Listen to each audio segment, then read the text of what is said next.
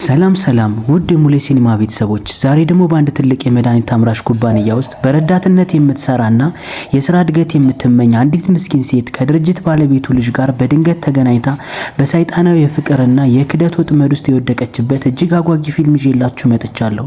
ይህች ሴት በውበቱና በሀብቱ ተማርካ የገባችበት ሚስጥራዊ ሕይወት እንዴት ለአደጋ እንዳጋለጣትና በመጨረሻም የደረሰባትን ክህደት አይተን የምንማርበትን ታሪክ እስከ ፍጻሜው ድረስ አብራችሁን በመቆየት ተከታተሉን። ቤተሰብ ያልሆናችሁ ከታች ሰብስክራይብ የሚለውን በተን በመጫን የቤተሰባችን አባል እንዲሆኑ እንጋብዞታለን። ታሪኩ የሚጀምረው ጁዲት የተባለች ነፃ መንፈስ ያላትና በቀን ውስጥ የተለያዩ ቦታዎችን መጎብኘት የምትወድ ሴት በማስተዋወቅ ነው። ጁዲት ሙለር ፋርማሲቲካል በተባለ ትልቅ ድርጅት ውስጥ እጅግ አድካሚ ለሆነ ስራ አስኪያጅ በረዳትነት ትሰራለች። በህይወቷ የምትመኘው ብቸኛው የሙያ ግብ የድርጅቱ ከፍተኛ ስራ አስፈጻሚ ረዳት መሆን ብቻ ነው። በአንድ ተራ ጠዋት ወደ ቢሮ ለመውጣት ከተለያዩ ሰዎች ጋር ወደ ሊፍት ትገባለች። በየደረጃው ሰዎች ሲወርዱም በመጨረሻ እሷና አንድ ፍጹም እንግዳ የሆነ ቆንጆ ወንድ ብቻ ይቀራሉ። ጁዲት በወጣቱ መልክ በመማረክ በሚስጥር ተከታትለው የነበረ ቢሆንም በድንጋጤና በጭንቀት ምክንያት አንገቷን ማከክ ትጀምራለች። ይህ ጨዋ ወጣት ግን በትህትና እንድታቆም ጠይቆ ምን እንደሆነች ይመረምራታል። የእሱ መቃረብ በመካከላቸው ያልተጠበቀ የፍቅር ስሜት እንዲፈጠር ያደርጋል። ሁለቱም በአንድ ፎቅ ላይ ሲወርዱ የወጣቱ አባት የጁዲትን ኩባንያ ባለቤት እንደነበረና በቅርቡ በመሞቱ ጁዲት የተሰማትን ሐዘን ትገልጻለች። ወጣቱ ኤሪክ ይባላል። በቢሮ ውስጥ ያሉ ሴቶች ሁሉ በኤሪክ ውበት ቢራኩም እሱ ግን ለጁዲት መጥፎ ዜና ይዞ ነበር የመጣው። ጁዲት ቀደም ሲል ያዘጋጀችው የኩባንያው የፋይናንስ ትንተና ኤሪክ ስላልወደደው ስራ አስኪያጇ በአስቸጋሪ ሁኔታ በ24 ሰዓት ውስጥ ደግማ እንድትሰራው ያዛታል። ጁዲት በቅጽበት ደንግጣ ስለ ህይወቷ ማሰብ ትጀምራለች። ስራ አስኪያጇ ለራት ልትወጣ ስትል ጁዲትን አብራት እንድትሄድ ብትጋብዛትም ጁዲት ግን ስራዋን ስላልጨረሰች ፈቃደኛ ሳትሆን ትቀራለች። ከመውጣቷ በፊት ስለ ስራ እድገቷ በድጋሚ ብትጠይቅም ስራ አስኪያጇ ጥያቄዋን ውድቅ ታደርግበታለች። ጁዲት በጣም አዝና ስራዋን ካጠናቀቀች በኋላ ወደ መኪና ማቆሚያው በመሄድ በሞተር ብስክሌቷ ወደ ቤት ለመመለስ ትዘጋጃለች። በዚህ ጊዜ የስራ ባልደረቧ በደስታ ጊዜ እያሳለፈች እንደሆነ በትዝብት ትመለከታታለች። እሷ ሁልጊዜ ጠንክራ የምትሰራና ከቢሮ በመጨረሻ የምትወጣ ታማኝ ሰራተኛ ናት። አንድ ምሽት ቢሮ ውስጥ መብራት አጥፍታ ልትወጣ ስትል ያልተጠበቀ ድምጽ ሰማለች። ስራ አስኪያጇና የስራ ባልደረቦቿ በቢሮ ውስጥ በመሆናቸው አይታ ትደበቃለች። ነገር ግን እዛ የነበረችው እሷ ብቻ አልነበረችም። ኤሪክ ከጨለማ ውስጥ በድንገት ወጥቶ ያስደነግጣታል። ኤሪክ በጁዲት ተማርኮ ስለነበር አብሯት ለመውጣት ይጠይቃታል። እሷ መጀመሪያ ላይ ኩባንያው መመሪያን በመጥቀስ እምቢ ብትልም ኤሪክ ግን ምንም ችግር እንደሌለው ይነግራታል። በማግስቱም ኤሪክ አድራሿን ሳይነግራት በድንገት ቤቷን መጥቶ ያንኳኳል። ይህ ጁዲትን ላይ ምቾት ማጣት ይፈጥራል። ኤሪክ ይቅርታ ጠይቆ ሊሄድ ሲል ጁዲት ከታች እንዲጠብቃት ትነግረዋለች። ጁዲት በኤሪክ ቅንጦት መኪና ተማርካ ለመዘጋጀት ረጅም ጊዜ ትወስዳለች። ወደ አንድ ልዩ ምግብ ቤትም ሄደው አስደሳች ጊዜ ያሳልፋሉ። ኤሪክም ሊሰማት ሲቃረብ ጁዲት ግን ስራ አስኪያጇን በማስታወስ ራሷን ትቆጥባለች። ኤሪክ ግን ተስፋ ሳይቆርጥ በማግስቱ እንደገና ቤቷ ይመጣል። ጁዲት በስልክ መልእክት ልነግረኝ ትችል ነበር ብትለውም እሱ ግን ግድ ሳይለው ቤቷን ይጎበኛል። ከጁዲት ውሻ ጋር ጥሩ ጊዜ ያሳልፋሉ። ጁዲትም ለረጅም ጊዜ ተሰምቷት የማያውቀውን ደስታ ታገኛለች። ኤሪክ ጁዲትን ወደ ቅንጦት አፓርታማ ይዟት በመሄድ እሱ የሚወዳቸውን አስደሳች የቪዲዮ ትዕይንቶችን አብሮ ማየት ይጀምራሉ። ነገር ግን ጁዲት በቪዲዮ ላይ በክፍሉ ውስጥ ሌላ ሰው መኖሩን ስትረዳ በከፍተኛ ቁጣ እቃዋን ሰብስባ ጥለው ትወጣለች። ቁጣዋን ለመቀነስ ወደ ስፖርት ቤት በመሄድ የቦክስ ልምምድ ማድረግ ብትሞክርም በመጨረሻ ግን ያንን ቪዲዮ በስልኳ ድጋሚ በዝምታ ትመለከታለች። ጁዲት ከኤሪክ ለመራቅ ብትሞክርም በውስጧ ግን ለሱ ልዩ የእንቅስቃሴ ፍላጎት እያሳደረባት ትመጣለች። ኤሪክ ከሷ ጋር ጊዜ ለማሳለፍ ሲል ወደ ባርሴሎና የሚደረግ የስራ ጉዞ ያዘጋጃል።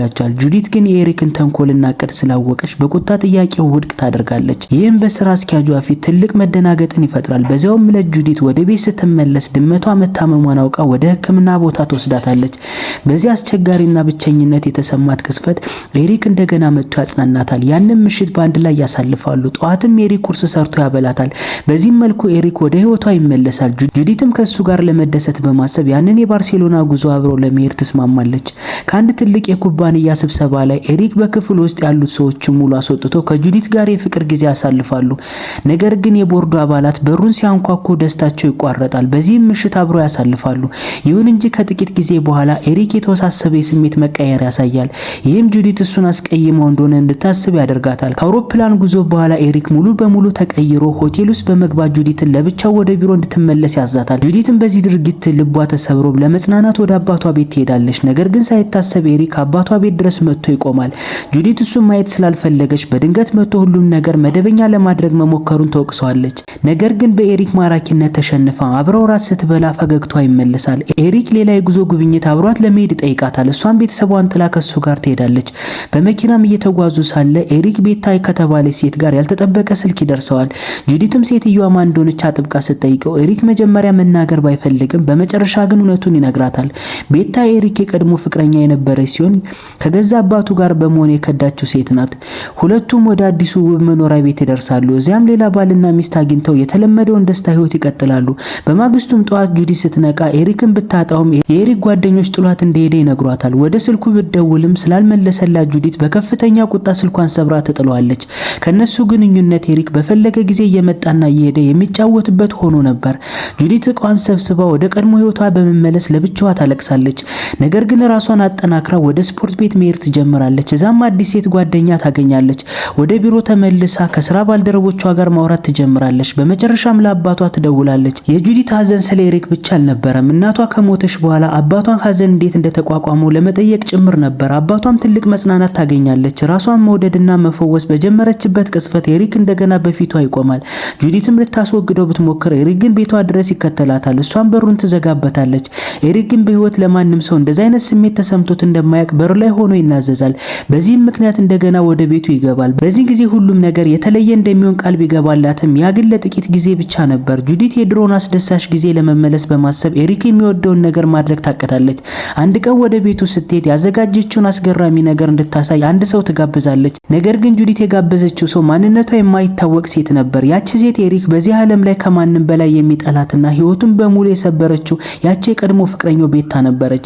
ጁዲት የሴትዮዋን ስም ስትሰማ ራሷን ትሰብራለች። ስፖርት ቤት ውስጥ ያገኘቻትና ጓደኛዬ ናት ብላ ያመነቻት ሴት ኤሪክን ለመበቀል የተላከች ጁዲትን መጫወቻ ያደረገች ሴራ ነበረች። ጁዲት በዚህ በተንኮልና በክደት በበዛበት የከፍተኛ ማህበረሰብ ህይወት ትሰላቻለች። በመጨረሻ እቃዋን ሰብስባ ስራዋን ትተዋለች። ስራ አስኪያጇን በድርጊቷ ትስቃለች። ነገር ግን ጁዲት በሞተር ብስክሌቷ ወደ ቀድሞ ቤተሰቦቿና ወደ እውነተኛ ሰላሟ ትመለሳለች። ውድ የሙሌ ሲኒማ ቤተሰቦች የዛሬው አስተማሪና ጓጊ ፊልም በዚህ ይጠናቀቃል። ሰው በውጫዊ ሀብትና ውበት በክብር ተማርኮ ከጀርባው ያለውን ተንኮልና ሴራ ካላስተዋለ እንዴት ህይወቱ መጫወቻ ሊሆን እንደሚችል ያየንበት ታላቅ ፊልም ነው። እውነተኛ ሰላምና ደስታ የሚገኘው ከቤተሰብና ራስን ከመውደድ መሆኑን እንረዳለን። ለቻናላችን አዲስ የሆናችሁ ሰብስክራይብ በማድረግ የቤተሰባችን አባል እንዲሆኑ እንጋብዛለን። በሌላ ምርጥ ፊልም እስከነገናኝ ድረስ መልካም ቆይታ